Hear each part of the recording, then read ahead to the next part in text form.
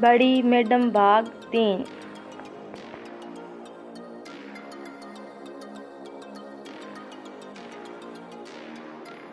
नीना की कोई खबर नहीं थी, इसलिए इश्तिहार का निकला।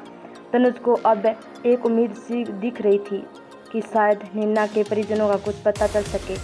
उसने दिए गए नंबर पर कॉल की, लेकिन किसी का कोई रिस्पॉन्स नहीं आया।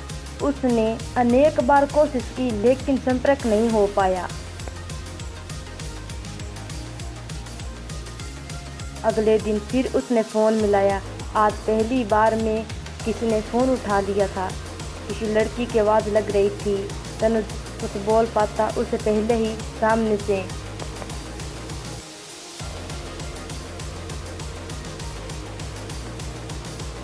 लड़की बोल पड़ी। लड़की: जी आप कौन? क्या आप नैना के बारे में जानते हैं? तनुज हैरान हो गया कि इसे कैसे पता कि मुझे नैना के बारे में पता है। तनुज: आपको कैसे पता कि ये कॉल नैना के लिए है?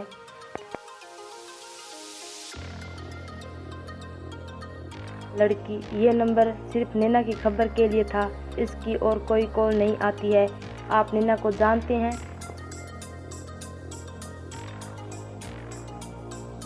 हाँ। लड़की: कहाँ है वो? कैसी है वो? इतने दिन हो गए, जब आज पहली बार उसकी कोई खबर आ रही है। प्लीज बताइए ना, है आप कहाँ हैं से बोल रहे हैं? तनुज: वो ठीक है।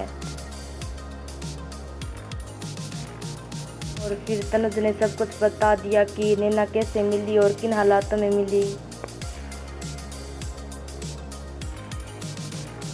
कि क्या आप उससे एक बार मेरी बात करवा सकते हैं? तनुज: माफ़ करना, लेकिन वो किसी को पहचानती नहीं है। उसे हादसे में उन्होंने अपनी याददाश्त खो दी है। वैसे आप उनकी कौन हैं? कि मैं संध्या हूँ, नैना की बड़ी बहन।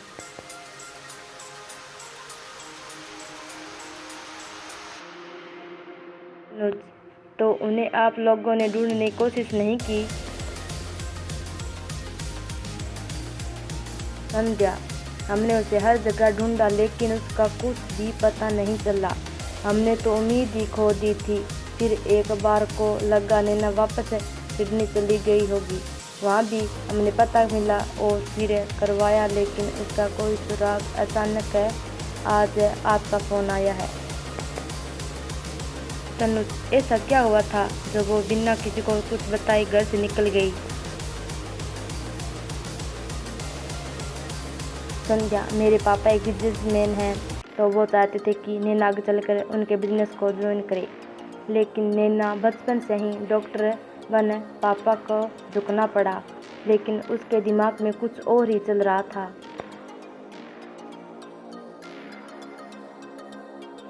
नैना को पढ़ने के लिए दिल्ली भेज दिया। वो गायब होने के 1 महीने पहले ही वापस इंडिया आई थी। वो बहुत खुश थी। उसने मुझे बताया था कि वो एक बड़ा सा हॉस्पिटल खोलेगी किसी बेहद पिछड़े इलाके में, और इसमें उसको कुछ कॉलेज के फ्रेंड्स भी अगले महीने मदद के लिए आ रहे हैं। वो लोगों की सेवा करना चाहती थी, हम सब से बिल्कुल अलग थी। उसे कभी बड़े बड़े लोगों से मिलना या बड़ी बड़ी पेरेंट्स से में जानना बिल्कुल पसंद नहीं था। लेकिन मेरे पापा के दिमाग में कुछ और ही चल रहा था। उसके वापस आते ही उन्होंने अपने बिजनेस पार्टनर के बेटे के साथ नैना का रिश्ता तय कर दिया, जबकि नैना इस सब के लिए बिल्कुल तैयार नहीं थी।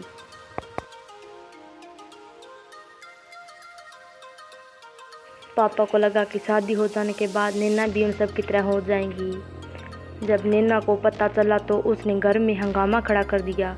जो हो कुल पसंद नहीं था। उसे भी मेरे तरह सिर्फ फायदे के लिए यूज किया जा रहा था। एक तरह से उसका सौदा हो रहा था। लेकिन इस बार नैना की एक ना चली।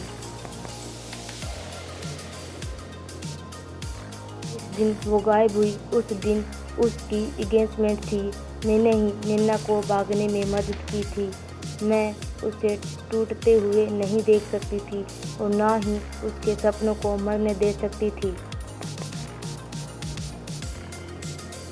मुझे नहीं पता था कि ऐसा कुछ हो जाएगा उसके साथ।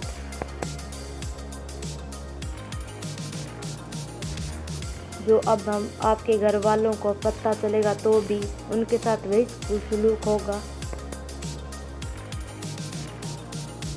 संध्या, आप चिंता मत करो, मैं इस बार किसी को कुछ नहीं बताने वाली। मैंने सोच लिया है मुझे क्या करना है। मैं कल आ रही हूँ।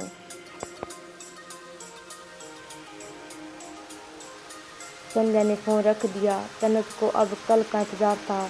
अब वो नैना को लेकर चिंतित हो उठा। एक बार को लगा कि नैना को लेकर कहीं दूर चला जाए, लेकिन उसे संध्या की बात पर थोड़ा भरोसा भी था।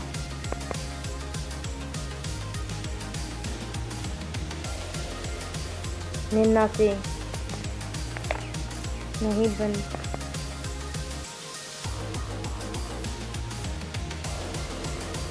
अगले दिन संध्या अकेले ही उसके घर आ गई। सबको संध्या से मिलवाया। सभी घर में बहुत खुश हुए सिवाय नैना के। संध्या और नैना दोनों के चेहरे देख आसानी से पता जा सकता था कि दोनों बहनें हैं। नैना को अब भी संध्या पर यकीन नहीं था, क्योंकि वो उसे पहचानती नहीं थी।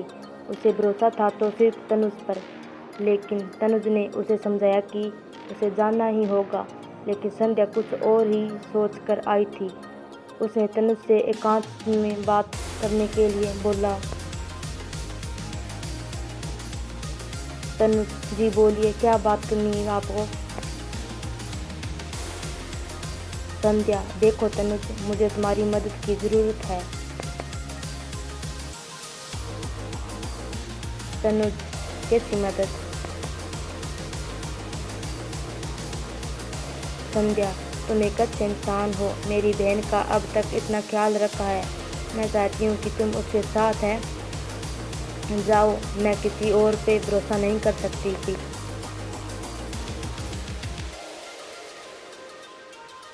तनुज, लेकिन मैं कैसे जा सकता हूँ? घर में मेरी माँ और बहन है। उनकी जिम्मेदारी मुझ पर है, तो उन्हें मैं अकेला नहीं छोड़ सकता। संध्या, उन्हें भी साथ ले आओ। बस कुछ दिन की बात है। लेकिन हम जाएंगे कहाँ? और मेरे पास तो। संध्या, तुम किसी चीज़ की परवाह मत करो। मैंने सारे अरेंजमेंट्स कर दिए हैं। और तुम नैना को लेकर केरल जा रहे हो। वहाँ पर नैना का इलाज कराना ज़रूरी है, ताकि उसकी याददाश्त वापस आ सके। तनुज, ठीक है, मैं माँ से बात कर लेता हूँ। तनुज ने अपनी माँ से बात की। वो भी नैना के लिए तैयार हो गई। सबने पैकिंग की। तनुज ने नैना के गहने संध्या को देने चाहे, लेकिन संध्या ने अपने पास ही रखने को कहा। संध्या ने सभी के एयरपोर्ट छोड़ा। 2 घंटे में उनकी फ्लाइट थी। यह बाद में केरल में जाकर नैना का इलाज किया और उनकी याददाश्त आ गई। उसके बाद तनुज और नैना की शादी हो गई और वह एक हॉस्पिटल भी बनाते हैं। उसके बाद वो खुशी खुशी रहने लगते हैं। धन्यवाद।